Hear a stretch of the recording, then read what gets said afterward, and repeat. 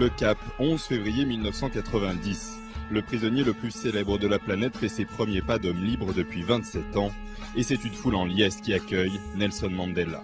Pour les jeunes noirs, c'est aussi la découverte d'un symbole, celui d'une lutte enfin sur le point d'aboutir avec la libération de Madiba, le nom donné à Mandela en référence à son clan.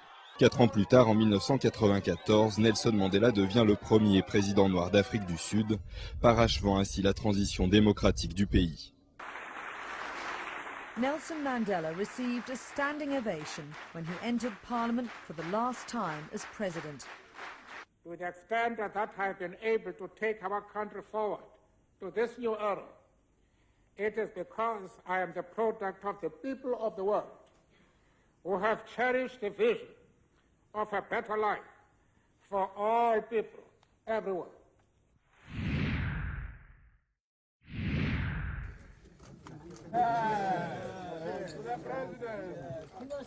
Today's announcement that I have been named to receive the most prestigious award for peace was a deeply humbling experience.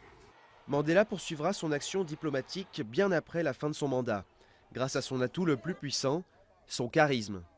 It is a great pleasure, a sincere pleasure, for Barbara and me to welcome to the White House Mr. and Mrs. Mandela.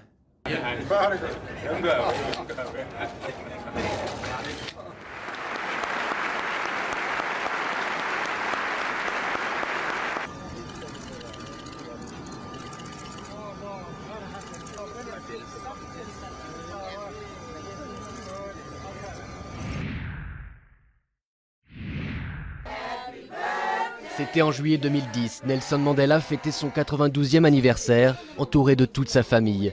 Une des rares apparitions publiques d'un homme aimé, vénéré dans le monde entier.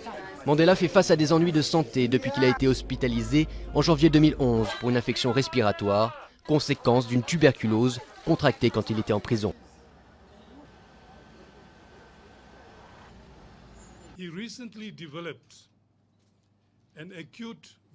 Il a récemment développé une infection respiratoire aiguë pour laquelle il a reçu un traitement, auquel il a très bien répondu. Il est stable, mais son état nécessite un suivi attentif. L'ambulance de Nelson Mandela sort de l'hôpital pour le ramener chez lui. Pendant 2 jours, c'est toute l'Afrique du Sud qui a attendu ce moment, mais l'inquiétude sur l'état de santé de l'ex-président demeure. Ce sont les premières images de Nelson Mandela diffusées depuis août 2012. L'ancien président sud-africain est sorti de l'hôpital il y a 3 semaines. Aujourd'hui, son état est stable. Il a pu recevoir la visite des dirigeants de l'ANC, le parti au pouvoir. Retiré de la vie politique, l'ancien président n'était plus apparu en public depuis la finale de la Coupe du Monde de football en 2010.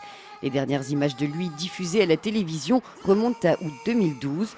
Prises dans son village de Kounou, elles correspondent à la visite de la secrétaire d'État américaine Hillary Clinton.